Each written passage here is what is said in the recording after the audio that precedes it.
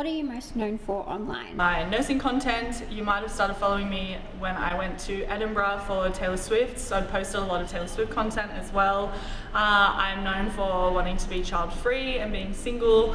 I've posted a lot of dating stories, most of them terrible, that a lot of people have related to.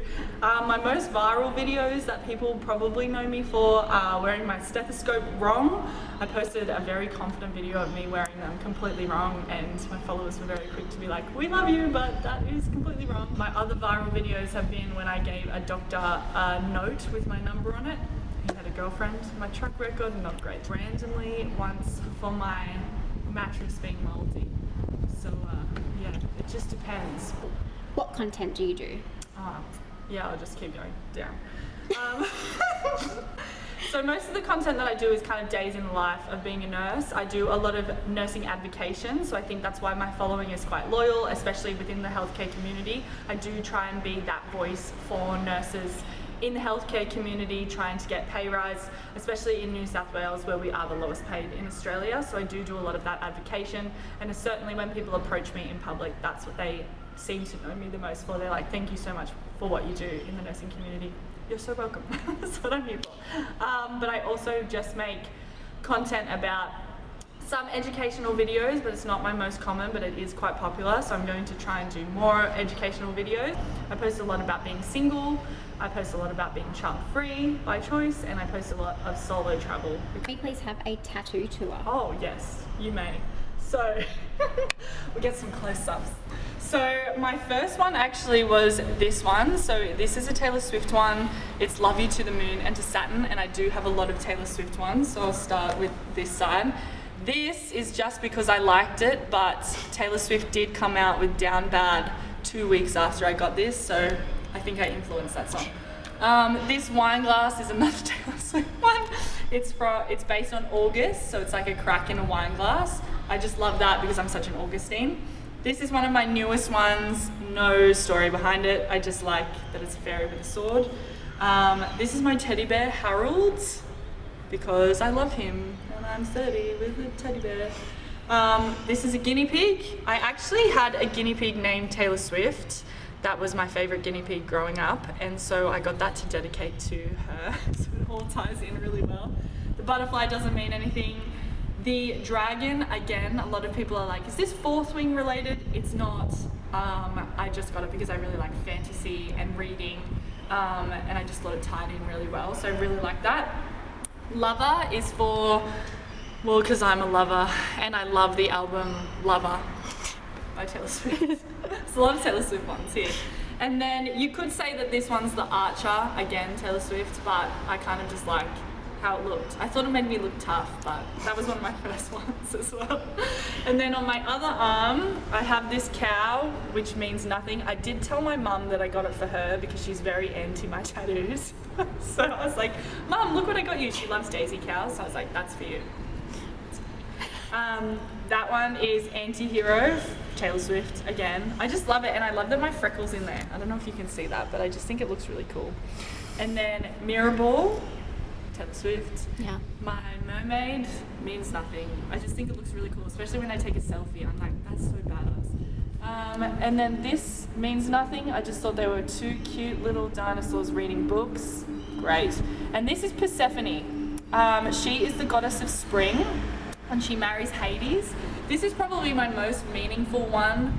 I got it because I really love what she stands for. Like, she goes into hell, she kind of makes it her own, she brings spring there.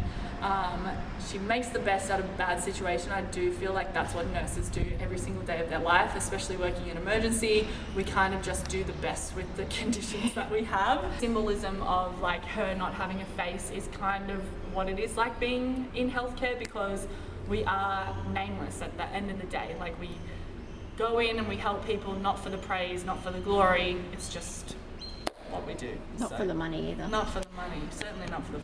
Can you tell us a little bit about your career journey? Yes, so I didn't get a new grad initially. I got a second round offer new grad, and then I was lucky enough to end up in emergency. So I ended up in emergency at the same hospital that I'm at now. I did 6 months there, absolutely fell in love with it. I never thought I'd be an emergency nurse. I always thought I'd be a pediatric nurse. Then I did 6 months when COVID started in an ortho ward, that became a surge ward, that became a COVID ward, and it was wild. I was also going through a breakup at the same time. It was not a fun time for me. I was like probably the worst new grad on the planet because I was just crying in the med room every day. Secured a full-time job back in emergency where I started, and that's kind of where my career journey really kicked off. So it was a bit shit timing because it was the second wave of the pandemic, so it was hell. Genuine hell, as anyone that works through COVID knows. It's almost like a blip in time for us. And then I did a secondment program to a bigger hospital where I worked 3 months in a trauma emergency and 3 months in cardiothoracic ICU. When I came back, that led really well into my clinical nurse specialist portfolio. I have a portfolio in mentoring new grads, which I absolutely love. I'm very passionate about. So successfully got a job as a CNS where I am now, which is awesome. Yeah. My boss said, hey, you'd be a really good clinical num. So I'm clinical num. You might know this as a navigator. It's essentially kind of the same. We run emergency. We're the team leader in ED. It's probably the most stressful job I've ever had in my entire life. I'm not gonna lie to you. When I do it, I'm like, this is great experience, but also I'm so stressed. So I do that on a casual basis, and now I'm officially part-time in emergency as well. On the side, obviously I do my content creation, which kind of took off where I didn't expect it to, and it's given me a lot of extra opportunities.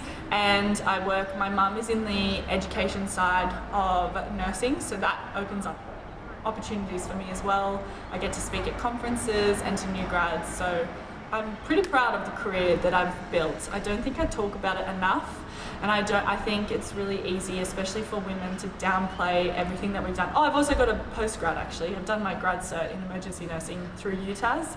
So yeah, like when I lay it all out, I'm like, that's pretty cool. Like I do feel like I probably should talk about it more because it's pretty awesome. Why do you want to be child-free? I want to be child-free because, well, I find it quite interesting, this question, because I don't think we ever really ask women why they want kids. It's always like, why don't you want kids? I just don't want kids because I can't really see myself as a mother, to be honest. I do think I'm quite selfish in a way that I really like the finer things in life. I'm super independent, so I like traveling a lot, and I really value my career, and I value my time, and I value my peace, and I just can't see myself looking after another human being. I can't see it. I've never been able to see it, and I do think that a lot of women that want children have always just been able to see themselves being a mum, and I've never related to that. Like people will be like, oh, when I meet someone, obviously I want this many kids, and I've never thought like that. I've never been like, oh, I want 3 kids, I want 2 kids. I've always just been like, I don't want kids. I cannot envision myself being a mother. The responses I get are always quite interesting because everyone will go, oh, what if you change your mind? Which I think is a fair question. If I do change my mind, I change my mind. It's like anything in life, like you might change your mind. I don't think I'm going to. I also am aware of the fact that hormonally, women are likely to change their mind when they meet a partner because that's biologically what our body is telling us to do. I don't necessarily think that's what we actually want to do, for me personally. And I do think that women should be kind of more aware of that side of it. What is your favourite Taylor Swift song? So I have been a Taylor Swift fan since the beginning. So my favourite song actually changes all the time depending on how I'm feeling. I think I've got a top few, like I can't really pick a top singular one. But the ones that are always up there are August, Ivy, False God,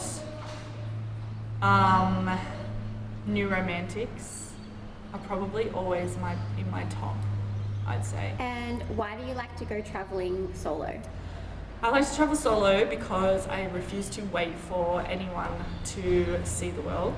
I think a lot of people, especially women, from a safety perspective, always want to do things with someone else, and I do really understand that. But I just got to a point where I was like, I want to see this and I want to see this. I don't need to do it with anyone. I think there's a lot of power in being able to do things on your own, and it just seems scary, but just do it.